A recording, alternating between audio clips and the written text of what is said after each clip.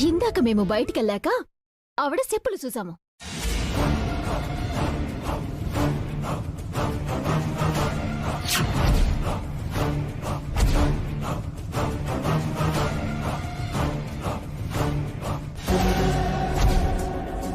బావా ఏంటి చిట్టమ్మా?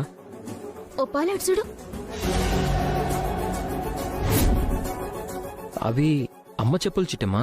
అవును బావా, కాంతమత్త చెప్పులు ఏడే ఉన్నాయంటే ఒకవేళ లోపలే ఉందేమో. ఇలా మనకి అబద్ధం చెప్పారేమో. ఓ పల్లెలు చూద్దాం పద బావా. పద.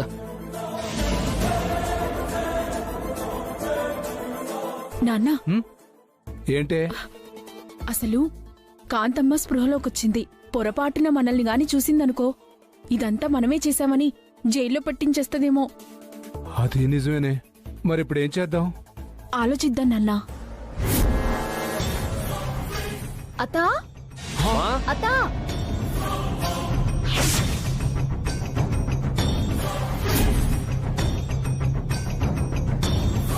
చిట్టమ్మ రవిచంద్ర మళ్ళీ వస్తున్నట్టున్నారు నాన్నా.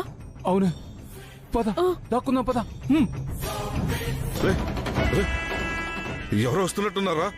ఏం చేద్దాం? ఎలాగో ఇక్కడి నుంచి ఎస్కేప్ అయిపోతున్నాం కదరా, దీన్ని పొడి చేసి వెళ్ళిపోదాం. ఆ కత్తిటి నువ్వు నోరు మీరా.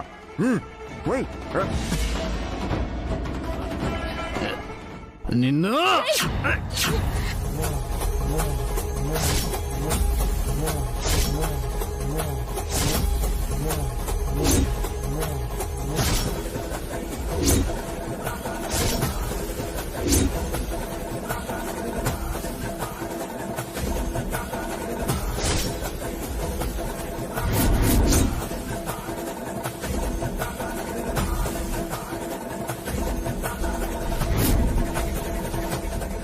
ఈ చిట్టెమ్మ ప్రాణాలతో ఉండగా మా కాంతమ్మత్తని చంపే మగాడింకా పుట్లేదురా.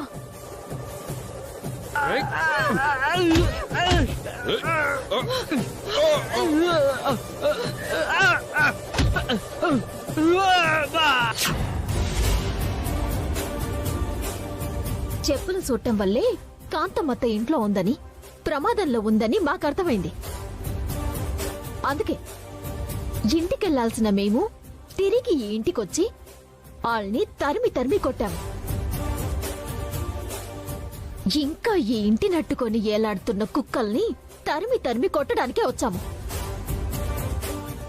ఈ విషయాలన్నీ మేము కాంతమత్తతో చెప్పొచ్చు, కానీ మీరు గుంట నక్కలు కదా, ఏదో ఒకటి చెప్పి తప్పించుకుంటారని చెప్పలేదు.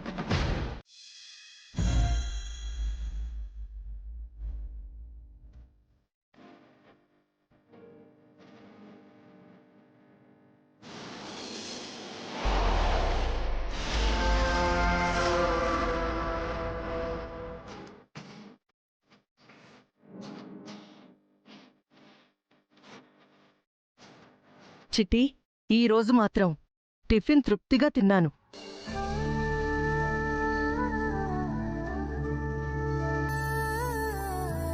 దానికి కారణమేంటో తెలుసా?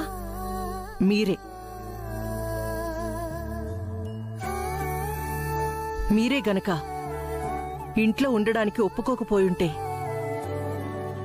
ఈ రోజు నేను ప్రశాంతంగా ఉండేదాన్నే కాదు. నువ్వు ప్రశాంతంగా ఉంటావో లేదో తెలియదు, కానీ నేను మాత్రం ప్రశాంతంగా ఉండేట్టు లేను కాంతమ్మా.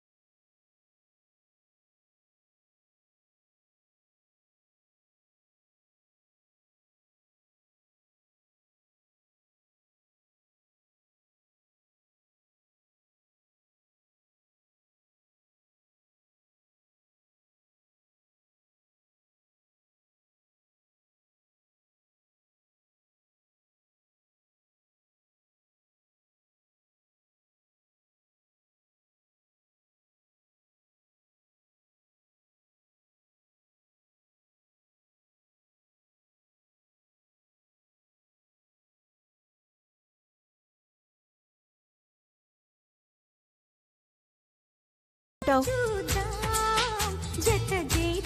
ఇప్పుడు వద్దు. నువ్వుండు, అంతా నేను చూసుకుంటాను. బా బా బా బా బా. మ్మ్.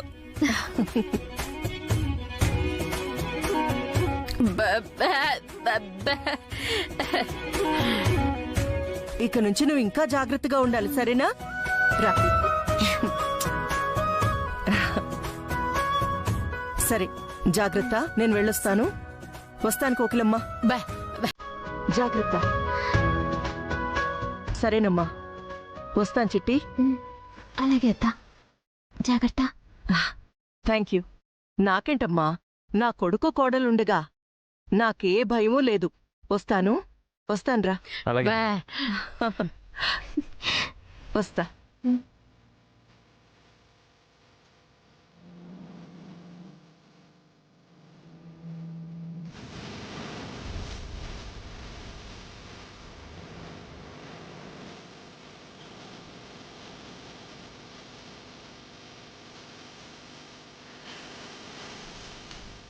బావా, కాంతమ్మత్తని అత్త అని కాదు, అమ్మ అని పిలవాలనిపిస్తుంది. మరి మా అమ్మ అంటే ఏమనుకున్నావు? నీకు కూడా అమ్మే. అబ్బో, పెద్ద గొప్పలే. చిట్టమ్మా, హలో? నువ్వు కూర్చో, ఒక్క నిమిషం. తినడానికి ఎవరిని తీసుకొస్తాను. బా బా బా బా.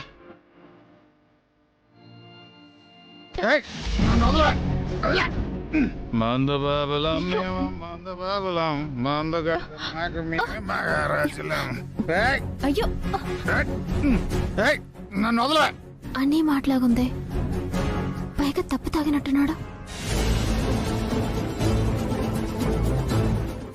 తప్పు తాగి మైకల్లో ఒళ్ళు మరిసిపోయి 10 మంది సూత్తారన్న ఇంగిత కూడా లేకుండా పరాయి అమ్మాయికి ముద్దెట్టా చూడు, అప్పుడొచ్చాన్రా.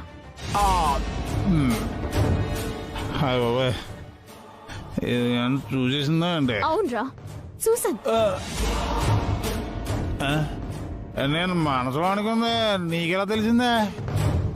తప్పు తాగి నువ్వు మనసులో అనుకుంటున్నావు అనుకుని పీకల దాకా తాగిన మైకల్లో బయటకనేసావు.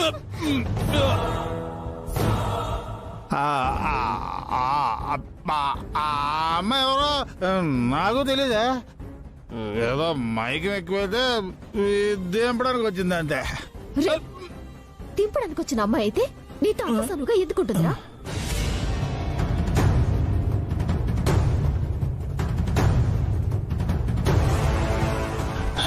ఏంటి, ఆ అన్నయ్యను కూడా చూడకుండా సొక్కా పట్టుకున్నా? రే, సొక్కు పట్టుకోవడం కాదురా, నిజానికి నీ పీ కట్టుకోవాలి. చెప్పరా, ఆ అమ్మాయికి నీకు సంబంధం ఏంటి?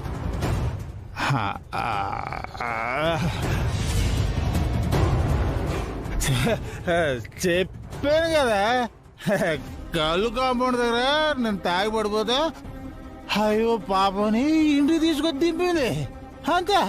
అంతకు మించి మా ఇద్దరి మధ్య ఏం లేదు. నమ్మాలా? ఆ? ఆ, నువ్వు చెప్పేది నమ్మాలా? ఆ, నువ్వు నోటుకొచ్చినట్టు వాగితే నేను నమ్మాలా? చెప్పు. ఆ?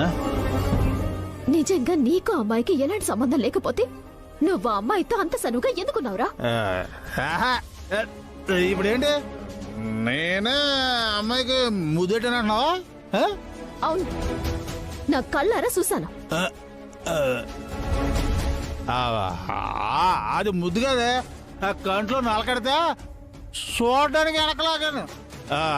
పాపం అది స్లిప్ అని ఆమె పడిపోయింది అంతే. అమ్మాయి మీద లేనిపోయి నిందలేసాక కళ్ళు పోతాయి.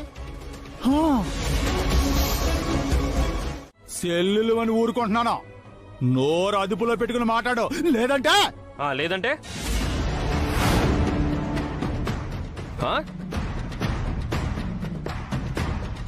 ఏం చేస్తావు? ఏం చేస్తావు? నిన్ను అన్న పాపానికి నా భార్యని భర్తగా భరిస్తున్నందుకు మా అక్కని కొడతావా? కొట్టు చూస్తాను. బావా, నువ్వు ఆగు బావా. నువ్వు ఆగు చిట్టమ్మా. నువ్వు కావాలి అనుకుని మా అక్క కొన్ని కోట్ల రూపాయల ఆస్తి వదులుకొని వచ్చింది. అది మర్చిపోయి నువ్వు పశువులా ప్రవర్తిస్తూ తనని హీనంగా చూస్తున్నావు. అయినా నేను చూస్తూ ఎందుకు భరిస్తున్నానో తెలుసా? నువ్వు మా అక్క మొగుడివి కాబట్టి. నిన్ను ఒక్క మాటన్నా మా అక్క భరించలేదు కాబట్టి. లేకపోతే ఏం చేస్తావు? తల తీసి మొదలెడతావా? చేయి చూస్తాను. రే అనియా, నన్నే వినాను భరిస్తాను. నా మొగుడి జోలికెళ్ళావో అన్నీ ఇవని కూడా సొన్నా. ఏడ్చారులే ఏదో ఏడు బాలో మీరుని. చిచ్చే, ఈ కోంపలో ఉండాలంటేనే సిరాకు. ఛే!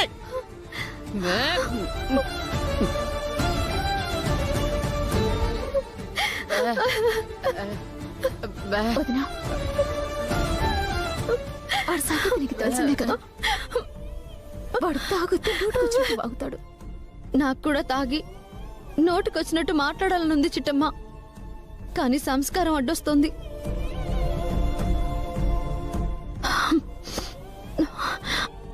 ఆయన ఈ బాధ ఎప్పుడు ఉండేది చిట్టమ్మ. నీకొక సర్ప్రైజ్ ప్లాన్ చేశాను. సర్ప్రైజా? అక్క, ఇప్పుడు అవన్నీ ఎందుకు? నువ్వు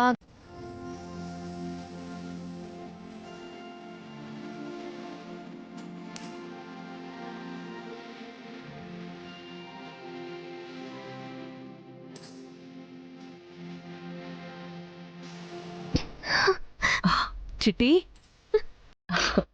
ఏంటా కన్నీళ్ళు? దా.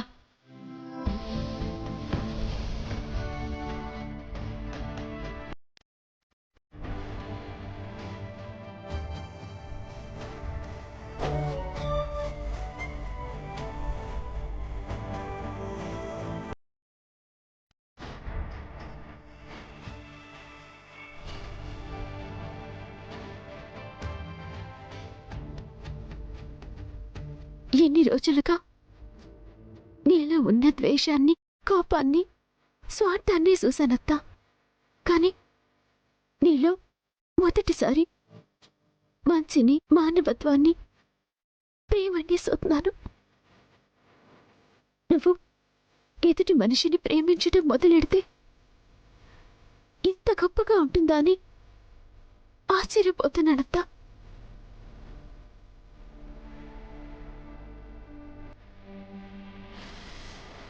గొప్పతనం గొప్పతనం అంటున్నావే, అదంతా నాది కాదు, నీది. పశువులాంటి నన్ను మనిషిలా మార్చింది నువ్వు. నాలో ఉన్న ద్వేషాన్ని, పగని, ప్రతీకారాన్ని పటాపంచలు చేసింది నువ్వు. నాలో చచ్చిపోయిన ప్రేమని, మానవత్వాన్ని తిరిగి బతికించింది నువ్వు. అసలు ఈ గొప్పతనమంతా నీదే చిట్టి.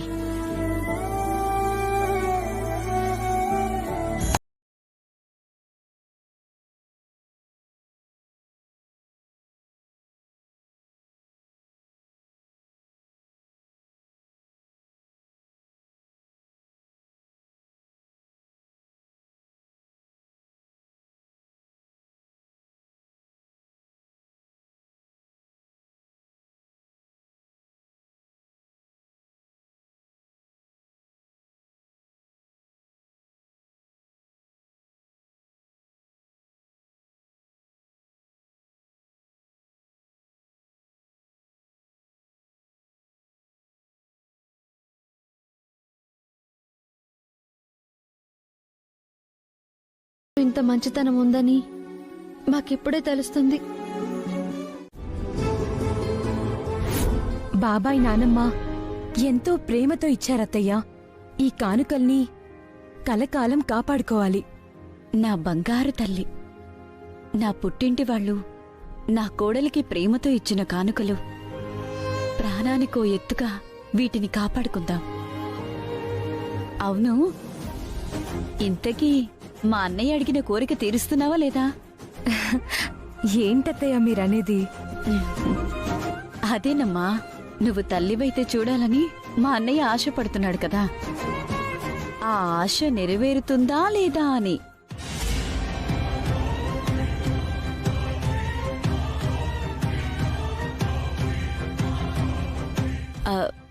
బాధపడకమ్మా,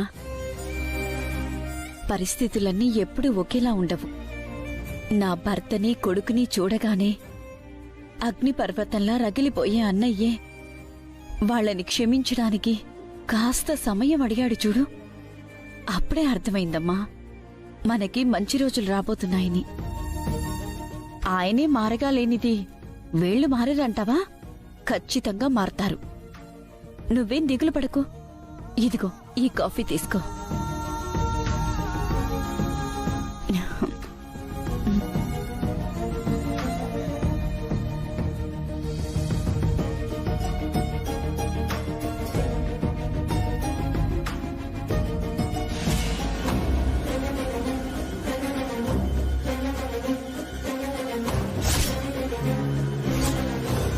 ఓహో, ఈ నగలు, బొమ్మలు, చీరలు వీటి మధ్య ఇంత స్ట్రాంగ్ స్టోరీ నడిచిందనమాట. వాడొచ్చి మా కాళ్ళు పట్టుకుని క్షమాపణ చెప్పేదాకా వాళ్ళు కలిసినా మేం కలము. చెప్తా దీని సంగతి.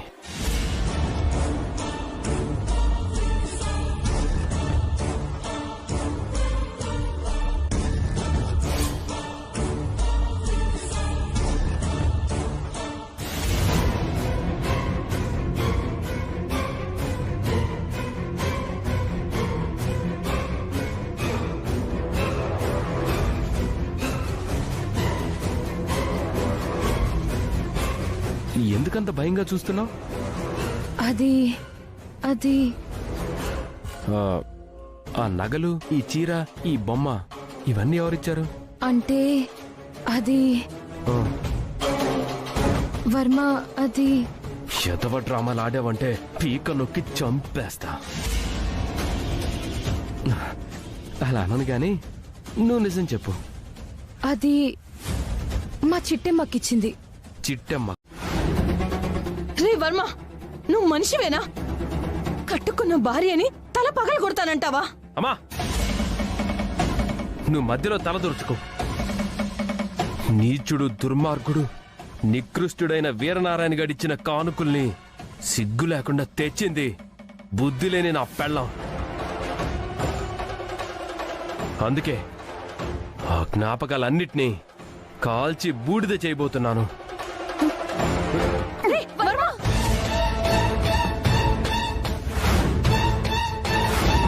వర్మ, నేను చెప్పేది విని వర్మ.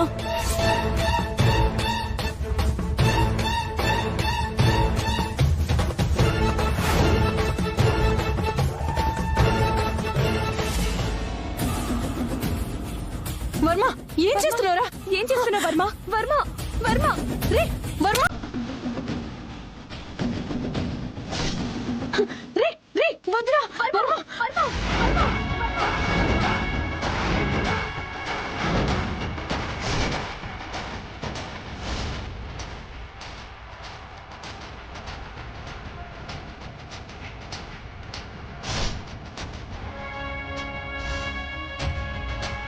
అవి నా పుట్టింటి వాళ్ళు నా మీద ప్రేమతో, అభిమానంతో ఇచ్చిన కానుకలు.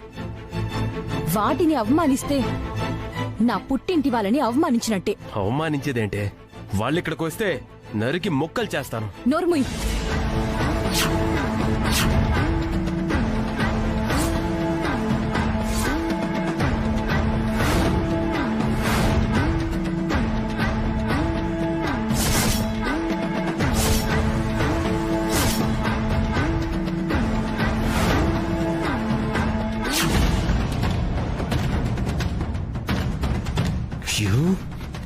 నన్ను నీ మొగుణ్ణి పట్టుకొని నోరు ముయ్యనంటావా?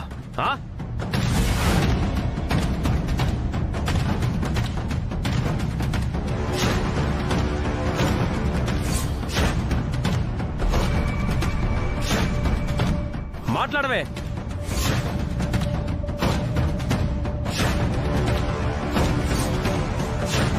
బావా, చూసావా?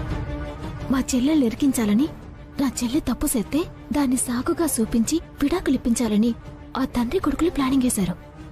అవును చిట్టమ్మ, పొరపాటున లత ఆవేశపడిందంటే దాన్ని అడ్డు పెట్టుకొని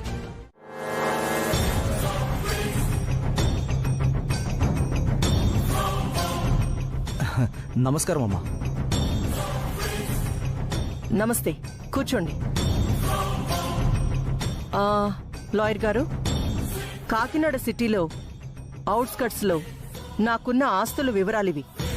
ఇదిగో ఇదేమో 50 ఎకరాల మాగాణికి సంబంధించింది.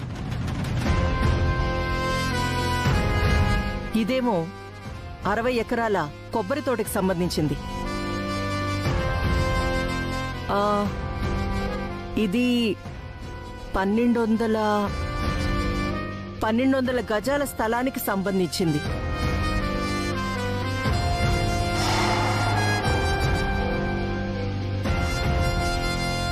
ఇలా చెప్పుకుంటూ పోతే చాలా ఉన్నాయిలేండి. ఇదిగో ఇవన్నీ తీసుకోండి. నాకున్న ఆస్తుల వివరాలు మొత్తం ఇందులో ఉన్నాయి. తీసుకోండి.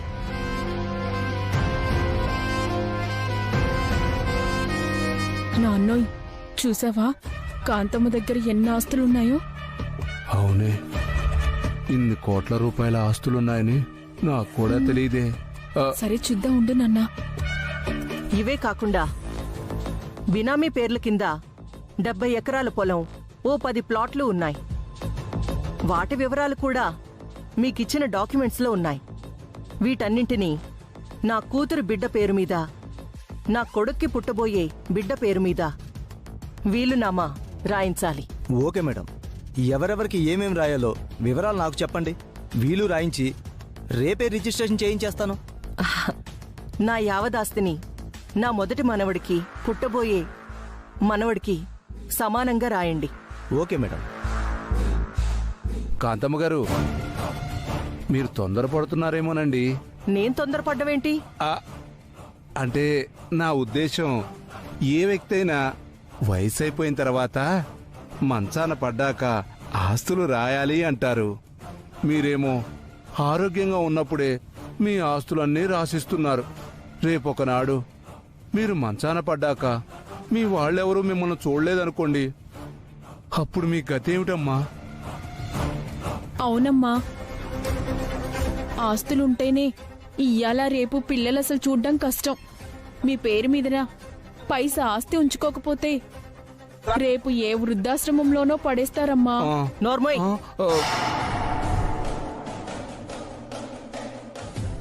నా కూతురు కాని, నా కొడుకు గాని, నా కోడలు కాని బంగారాలే. నా మీద ఈగ వాలితేనే భరించలేని నా కూతురు ఆస్తి మొత్తం తన్నుకుపోతే, అందుకే ఎదుటి వాళ్ళకి అవకాశం ఇవ్వకుండా నేను బతికుండగానే ఆస్తి మొత్తం నా మనవాళ్ళకి రాసిస్తున్నాను. నా కొడుక్కి కాని, కూతురికి కాని అన్యాయం జరగకూడదన్న ఉద్దేశంతోనే జాగ్రత్త పడుతున్నాను. వీళ్ళు చెప్పింది కూడా కరెక్టే మేడం. వాళ్ళన్న దాంట్లో కూడా పాయింట్ ఉంది. ఏంటది? అదే మేడం, ఎంత మీ కొడుకు కూతురైనా కూడా మీ పేరు మీద కూడా ఆస్తి ఉండాలి కదా మేడం. నేను రాయబోయే వీలునామాలో ఒక ముఖ్యమైన నోట్ యాడ్ చేయండి. అదేంటంటే, నా కూతురికి రాయబోయే ఆస్తి మొత్తం నా మనవడికి చెందాలి. వాడికి 21 సంవత్సరాల వయసు వచ్చేంత వరకు నా కూతురు లేదా నా అల్లుడు గార్డియన్గా ఉంటారు. 21 సంవత్సరాలు దాటాక యావదాస్తి వాడికే చెందుతుంది. అలాగే నా కొడుక్కి పుట్టబోయే సంతానానికి 21 ఏళ్లు వచ్చే వరకు చిట్టెమ్మ, రవిచంద్ర గార్డియన్గా ఉంటారు. ఆ తర్వాత ఆస్తి మొత్తం మనవడు లేదా మనవరాలకి చెందుతుంది. ఇలా వీలునామా రాయించండి. అలాగే మేడం. ఇక నాకంటారా, నా బిడ్డలు, నాకు పుట్టబోయే మనవళ్లే నా యావదాస్తి. ఇందులో తిరుగులేదు. అర్థమైంది కదా లాయర్ గారు? అర్థమైందమ్మా, మీరు చెప్పినట్టే చేస్తాను. ఉంటానమ్మా. అలాగే.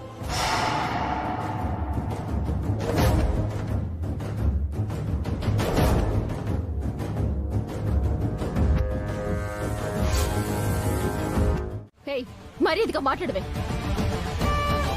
మాట్లాడు. చిటి చిటి, నా ఫోన్ నువ్వు తీసేవండి. ఇవ్వలాగా ఆగ్రా, మాట్లాడివు. నా ఫోన్ నువ్వు మాట్లాడండి. ఇలాగే చెప్పేది నీకు అయ్యే. చిట్టి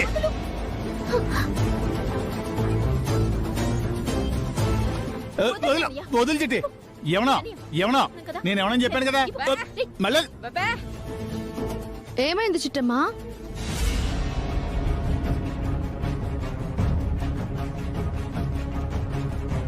అందరి ముందు నాగమణి విషయం చెప్తే ఇన్ని సాగు కొట్టిస్తారు. పైగా వదిన దిగులెట్టుకుంటుంది. ఈ విషయం ఎవరికి తెలియకూడదు. ఏం లేదు వదినా, చిన్నగా అన్నీని ఆడబట్టిందానంతే. ఓస్ అంతేనా? ఇంకేదైనా జరిగిందేమోనని కంగారు పడిపోయాం.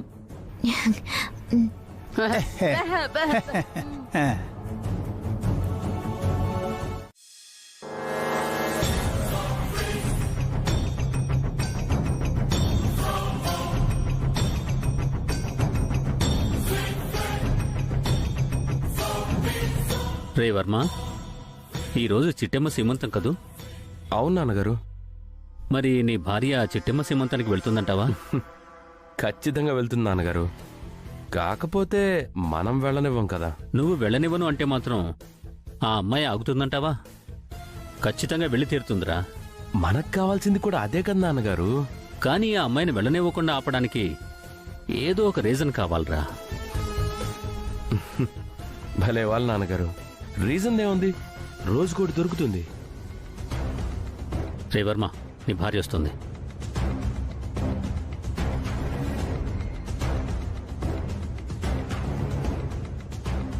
ఇప్పుడు చూడండి మీ అబ్బాయి పర్ఫార్మెన్స్.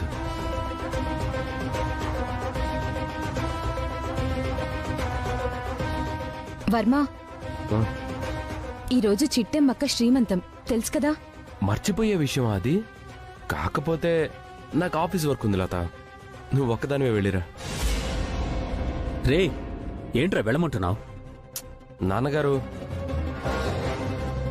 చిట్టెమ్మదిన ఫంక్షన్ అంటే మన ఇంట్లో ఫంక్షనే కదా. పైగా చిట్టెమ్మదినికి లత స్వయాన చెల్లెలవుతుంది. అక్క సీమంతానికి చెల్లెలు వెళ్ళకపోతే ఏం బాగుంటుంది చెప్పండి. ఖచ్చితంగా నా భార్య వెళ్తుంది, వెళ్ళి తీరుతుంది.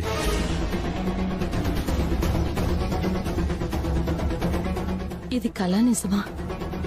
మా ఆయనేమో వద్దంటున్నాడు, నా కొడుకేమో వెళ్ళమంటున్నాడేంటి? చాలా థ్యాంక్స్ వర్మ. నువ్వేమంటావో అని కొంచెం టెన్షన్ పడ్డాను. నువ్వు వెళ్ళమన్నావు. నాకు 1000 ఏనుగుల బలం వచ్చింది. వస్తాను మావయ్య గారు, వస్తాను వర్మ. ఆగు బంగారం.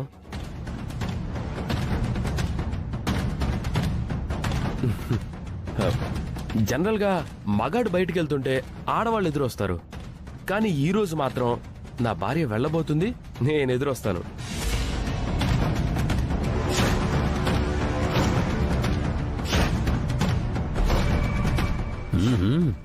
ఏదో అనుకున్నాను, నా కొడుకేదో పెద్ద ప్లాన్ వేసినట్టున్నాడు. ఇక్కడ జరుగుతుందంతా చూస్తుంటే లతని చిట్టెమ్మ సీమంతానికి వెళ్లకుండా చేయటానికి ఈ తండ్రి కొడుకులు ఏదో ప్లాన్ చేసినట్టున్నారు.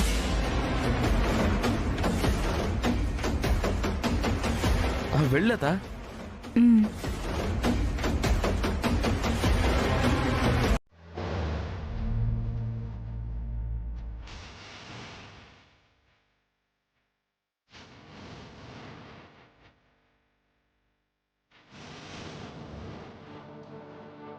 పట్టుకో.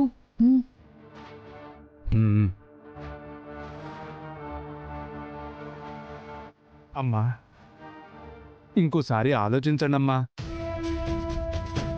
మీ కూతురా మీ మాట వినదు. పైగా మీరంటే పెద్ద గౌరవం లేదు, కాస్త మర్యాద కూడా లేదు. అలాగే చిట్టెమ్మకు కూడా మీరంటే గౌరవం లేదు, మర్యాద లేదు, ప్రేమైతే అస్సలే లేదు.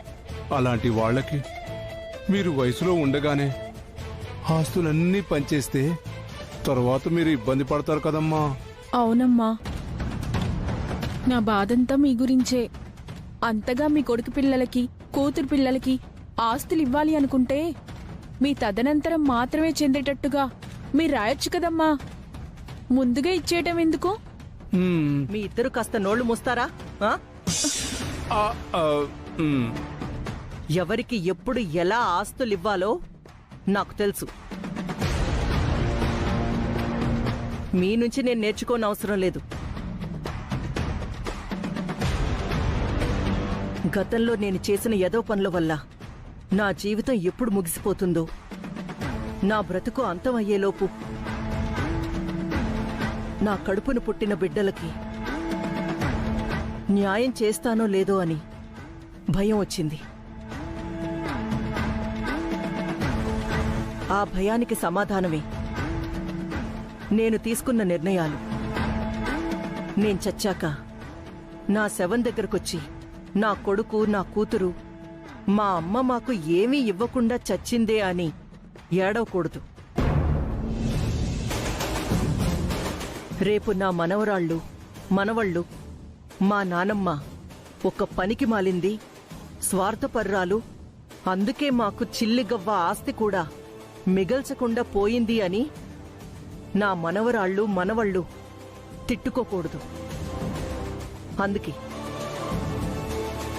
ఈ ప్రయత్నమంతా నేను చేస్తుంది. నేను చేస్తుంది న్యాయమైందే అని నా మనస్సాక్షి నమ్మింది.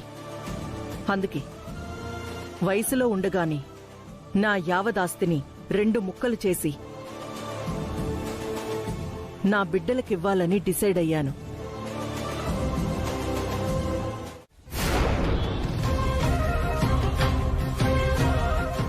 ఏమ్మా చిట్టమ్మా, ఇప్పటికైనా ఒప్పుకుంటావా నువ్వు మా శంకరనారాయణ కూతురువని?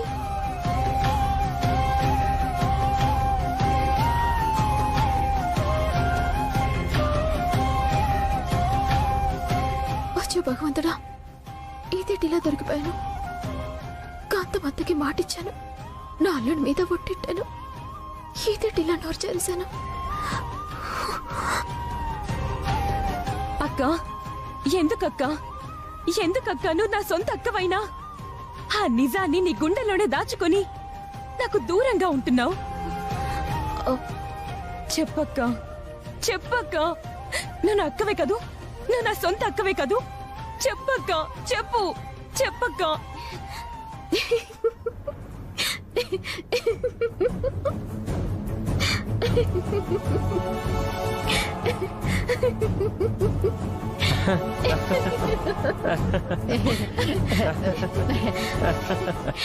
ఎందుకు నవ్వుతున్నావక్క?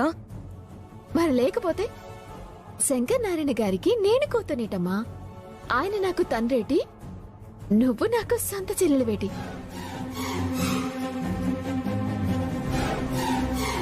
నేనెప్పుడో చెప్పాను కదా, ఆయన నాకు తండ్రి లాంటి వాళ్ళని. ఆ వరుసతోనే అలా అన్నాను, అంతే.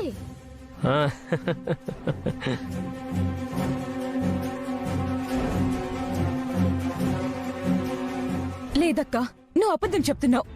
నువ్వు మొమ్మాటికి నా సొంత అక్కవే. నువ్వు శంకర్ నారాయణ గారి కూతురువే కదా? నిజం చెప్పక్కా. అనుకో, అలాగే అనుకో, పోయేదేముంది?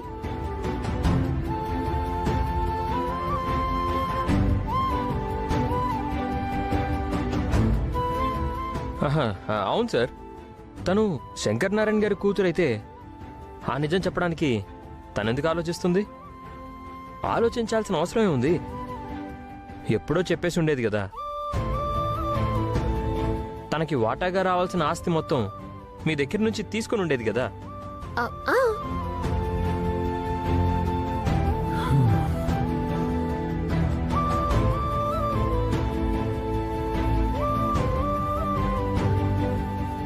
అమ్మా, నిస్సంకోచంగా చిట్టమ్మ మన వారసురాలనమ్మా. కాకపోతే తన ప్రాణం పోయినా నిజం బయట పెట్టేట్లేదు. అవునరా, చాలా తెలివిగా చిట్టెమ్మతో నిజం చెప్పించాలే తప్ప అంత తేలిగ్గా చిట్టెమ్మ నిజం చెప్పదు.